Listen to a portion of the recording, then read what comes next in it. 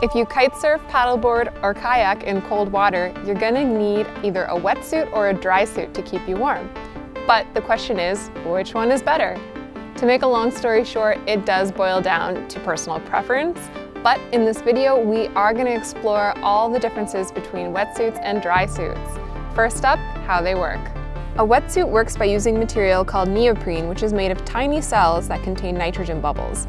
The unique aspect of nitrogen is that it is really bad at conducting heat. Water is 30 times more efficient at transferring your body's heat than air is. That's why when the water and air temperature are the same and you walk in the water in your bathing suit, you immediately get cold, as the water steals your warmth about 30 times faster than air of the same temperature. All in all, it is not the neoprene, but it's what's inside of it, the nitrogen bubbles, that keeps you warm. The thicker the suit, the more layers of nitrogen-filled pockets it has, which in turn keeps you warmer the thicker the wetsuit gets. On the other hand, a dry suit has no insulating properties. Its goal is to keep you dry, and what keeps you warm is what you wear underneath. What you wear underneath makes a big difference. Fleece, wool, and synthetics like a polypropylene shirt will keep you warm even if they get wet. Avoid cotton as it has no insulating properties when it gets wet, be it from a leak or from your own sweat. The biggest advantage of the way the dry suit works is that depending on how cold the water is, you can add a layer or remove one. You can experiment, layer up or down, and find the ideal warmth for yourself. That being said, the golden rule is to dress for the swim and not the activity. Now let's talk about mobility, flexibility, ease of movement, however you want to describe it. A few months ago in our 14 tips for cold weather kiting video, I mentioned that dry suits restrict mobility, but that was based purely on observation of other kiters' movements. It was highly likely that any restricted movement I may have noticed was due to what the kiter was wearing underneath their dry suit. Now that I've tested dry suits, I do have to admit my opinion has changed. Dry suits allow for a full range of motion and you can move around in them quite easily. When you're wearing a dry suit, it very much feels like you're wearing a ski jacket. You don't feel like you're straining to hold the bar at any time. Of course, the degree of mobility in the dry suit is 100% correlated to what you wear underneath. Yuri and I prefer to wear a full one-piece fleece with moisture-wicking top and bottoms underneath. Over the past few weeks, we've been testing Ocean Rodeo dry suits. I've tried the sole so far, while Yuri has tried both the sole and the Ignite. In his opinion, the sole is a little bit more agile than the Ignite. Nikita tried the Ignite and found it less agile than his wetsuit. He was wearing shorts with the dry suit though. I don't really know why. Generally speaking, when it comes to wetsuits, the colder the air is, the thicker the wetsuit that you'll need to wear. With a 5mm or thicker wetsuit, you spend considerable amount of energy to move within the wetsuit. With that said, the mobility of a wetsuit varies widely depending on the model of wetsuit you're wearing. For instance, new wetsuits like the Bare Reactive 5mm Yuri wears features new flexible neoprene that can stretch double that of the older models. Also, the type of wetsuit can play a role, as a surfing wetsuit is designed for much more arm moving than a diving wetsuit, which is designed for warmth and leg movement. Furthermore, you can get wetsuits like a Rip Curl 5.3, like the one I'm wearing, which means that the core has a 5mm thickness of neoprene, while the legs and arms have 3mm thickness. While you gain more mobility with your arms and legs, you do sacrifice some of the warmth on those areas. These available options continue with different types of stitching, gluing, taping of seams, which will also factor into the overall performance of the wetsuit. For instance, a welded seam will provide increased durability and stretch in all directions. Also, neoprene stretches over time. Just think of when you first purchased your wetsuit and how it feels when you put it on today. I would say that my older wetsuits are much more flexible than my newer ones, simply due to the stretch that has happened over time. Obviously, you don't want to be in a wetsuit that's too loose either, so sizing and fit is a key element when it comes to selecting a wetsuit. Just throwing this out there to cover our bases, obviously a 3-2 or a shorty wetsuit is going to be much more flexible, but the focus of this video is water sports activities in cold water conditions. Personally, I find my thick wetsuit to be somewhat restrictive. I would say it's a slight annoyance, but not one that would stop me from kiting. As for the dry suit, while I would say the mobility is a plus, I do find it to be a little bit bulky at times. Again, not so much so that it would stop me from going out on the water. I do wear a life jacket with both, which yes, will decrease my mobility, but that's a sacrifice I'm always going to make, especially in cold water. Comfort is closely related to mobility and warmth, which we'll get to in just a minute, but let's cover some points on comfort. With the dry suit, it's worth noting that seals on the dry suit might restrict your overall comfort if they are too tight. To prevent this from happening, you might want to pre-stretch the seals and even trim them in case your hands, feet, or face feel like they're losing circulation, or you notice that the seals are continuously rolling up, giving you that tight rubber band feeling. Even after you've taken care of the seals to your liking, don't be surprised if water finds its way into your suit from time to time. Something like a bail on a trick can force a small amount of water into your dry suit, which obviously isn't going to be very comfortable at all. Another issue that may play a role in the comfort of your dry suit is if you have too much air trapped inside your suit. You'll want to burp the dry suit before going out. If you forget to do this and have a bail or just dip into the water, you may find the added buoyancy to be uncomfortable and hinder your ability to grab your board or to body drag. Trying to burp the suit with gloves on isn't ideal either. You want to be streamlined when you're body dragging, so letting the air out of your suit will enhance your overall efficiency. If you wear Ocean Rodeo Ignite suit with socks, or any dry suit with socks, you can't use split toe booties. Again, this may or may not bother you, it really comes down to personal preference. With the built-in socks, the pro is that your feet stay warm and dry, but the con is that there's even more space between your feet and the board, so you lose that feeling of contact and it's less direct than you're used to.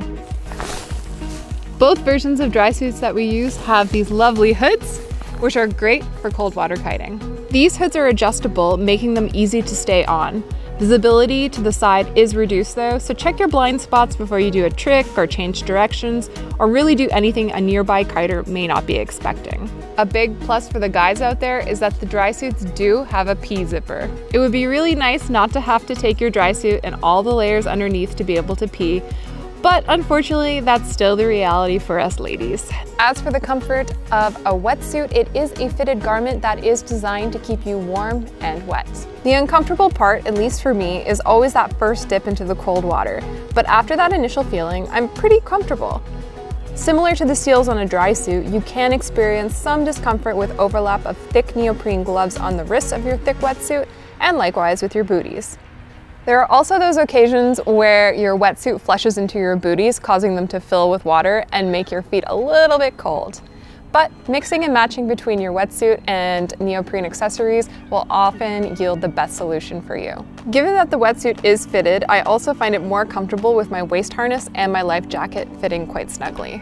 You can also get a wetsuit with a hoodie. This has never been my preference as I find it to be a little bit claustrophobic and uncomfortable, but many kiters love them and I can understand why. I also prefer the back zip on my wetsuit, but the front zip has become a really popular option for both comfort and warmth, which we're about to get into. One downside of a wetsuit is definitely taking it off in cold weather. If you've done it, you know. Oftentimes, I will just wait until I get home and do it in a hot shower. Finally, wetsuits are a great equalizer for both men and women, as we either have to pee in our wetsuits or just hold it until our session is over. Okay, this is a big one. Let's talk about warmth. In the water, dry suits are hands down more comfortable and warmer than wetsuits, with the giant caveat that you are wearing appropriate attire underneath, your suit has no leaks, and it's breathable. With that said, from our testing, during hard bails, a little bit of water did get into the dry suit through the adjustable neck seal on the Ignite dry suit. That can be mitigated by wearing a hoodie over top to prevent water from fully entering the suit. Both Ocean Rodeo Sole and Ignite are made of breathable fabric, which means that even if you sweat or perspire, the breathable fabric will expel the moisture so you're nice and dry and stay that way throughout your session. Something else to note is that there are no temperature ranges for dry suits. The warmth of the dry suit depends 100% on what you're wearing underneath. The suit has a 0R value, meaning it provides no warmth. It's what you wear under the suit that provides the warmth. Again, dress for the swim, not for the activity. You may be fine kiting with just one layer underneath, but if you have to swim back to shore, you may regret not having an additional layer for warmth.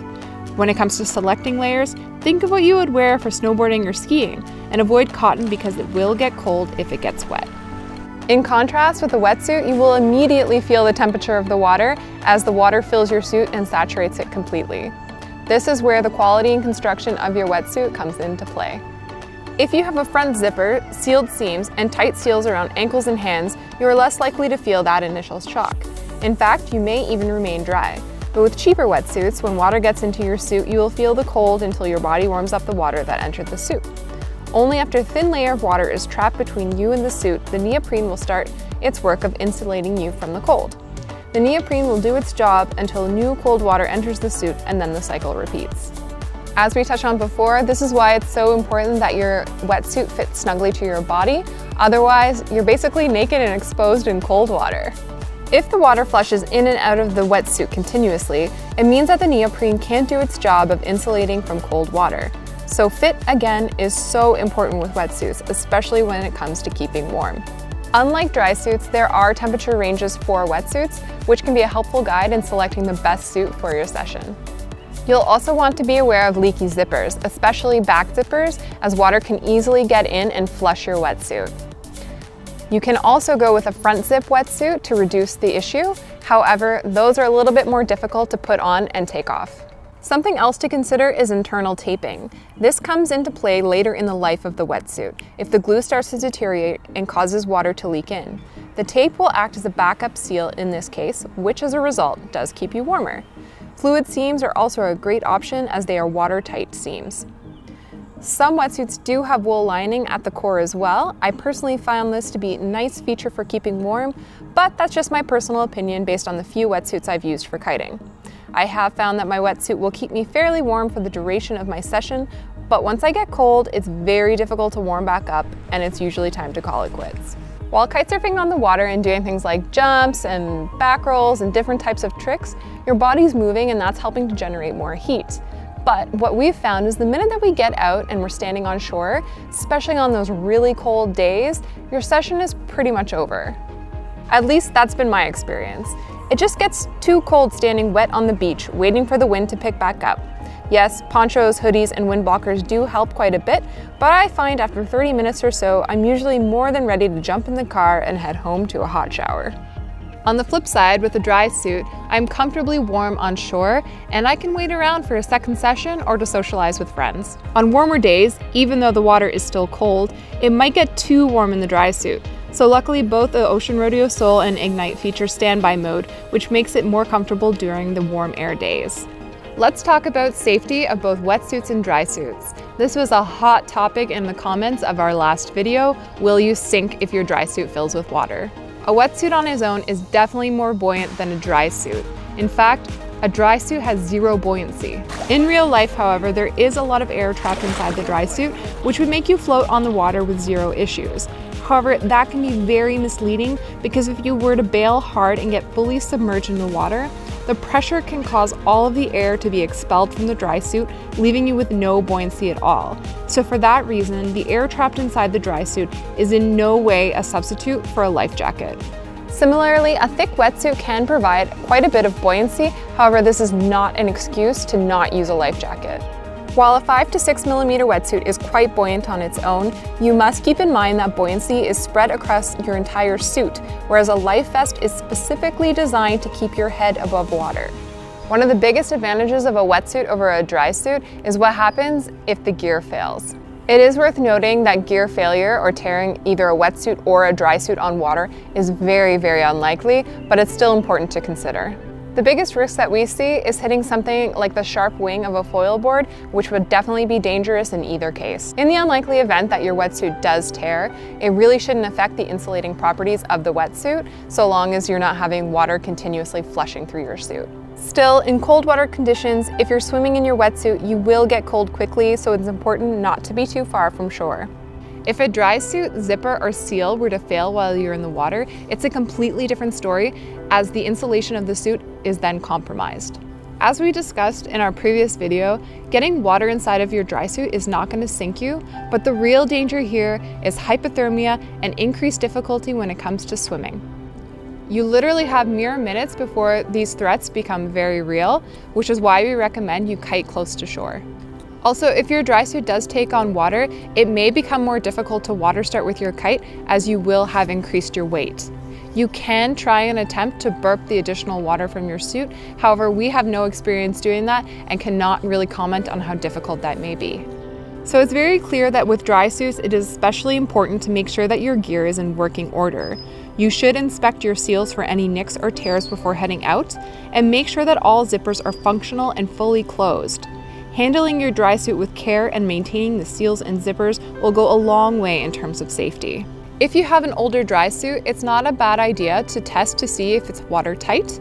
Check out this link to see how to do that. If you take all the necessary precautions and measures to maintain your dry suit, chances are you're not going to have an issue on the water. Usually the tears happen to the seals when you're putting the dry suit on or off, so just be very careful when doing so. With that said, I still would advise to always wear a life jacket and stay close to shore when you're kiting in cold conditions. Do not go out a kilometer in rough water and do not go half a kilometer out. Stay as close to shore as practically possible just in case. Kiting in shallow water is also great if you have the option. Another option is to wear a wetsuit under your dry suit. This can buy you extra time in case of an emergency failure of your dry suit and may also provide you with peace of mind while kiting in cold conditions. Personally, in this Ocean Rodeo dry suit, I don't really feel the need to wear a wetsuit underneath. That's just my personal opinion, but I am pretty safety conscious. I don't kite out too far. I never kite alone. I always wear a life jacket, and I try my best to use common sense all the time. So yeah, I never really feel the need to wear a wetsuit under a dry suit. While a wetsuit will buy you more time in an emergency situation, cold water is still extremely dangerous and the risk of hypothermia is still very real. So by wearing a wetsuit, that's not giving yourself a free pass to go whale watching in January. Keep in mind you still will get cold very quickly in a wetsuit when submerged in cold water for prolonged periods of time, albeit not as quickly as in a fully functional dry suit. In fact, in a dry suit, you can stay in cold water for a much longer period of time, not that you really need to. You will also be able to body drag and swim much easier in a wetsuit than a dry suit, given that the wetsuit is form-fitted and much more streamlined for both of those activities. I know I'm starting to sound like a broken record, but when you're cold water kiting, it's important to stay close to shore and wear a life jacket. It's also not a bad idea to have a whistle on you and always kite with a buddy. The average dry suit lasts around 4 to 5 years, sometimes even longer. It's usually around the 5-year mark that the seals start to go. That, of course, doesn't mean that the dry suit is no good. It just means that you should get the seals replaced professionally. It's also worth noting that some people have a different pH and their seals may start to deteriorate as early as 3 years of use. Something else you want to be aware of is that dry suit seals do not get along with sunscreens that contain petrochemicals. The seals are fairly delicate, so you do want to be very careful putting the dry suit on and taking it off. One seal at a time is the best way to go, using one or both hands to assist. Make sure you remove any jewelry like rings or watches. This is the part of the dry suit that is most likely to fail, so be extra careful and vigilant in looking for any signs of damage. The Ignite suit features neoprene seals, which are more durable. They may get nicks or scratches in them, which you can patch with Aquaseal. There are also no seals around the ankles to worry about, as the suit has built-in socks. Of course, you don't want to be walking around the beach in just the socks, or that will cause them to wear out quickly. The material of the dry suits is quite tough. The Ignite is actually the suit of choice for many search and rescue teams. When it comes to the maintenance of the dry suit, it's best to take the dry suit off by pulling it inside out and letting it air out that way. This will also prevent any funky smells, but if they do happen to happen, just use a mild detergent, like that you would use for a wetsuit, to wash it. Gentle hand wash only, and make sure to hang to dry when you're done. Dry suits do have DWR, durable water repellent, on the suit. Kiters go through it pretty fast though, as we spend a lot more time on the water.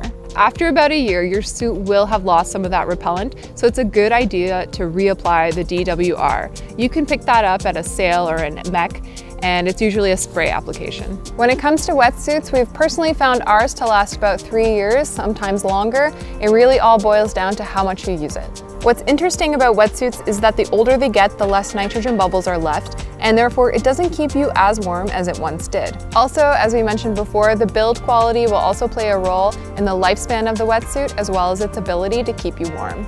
If the suit has been stretched out, you may also have too much water flushing through.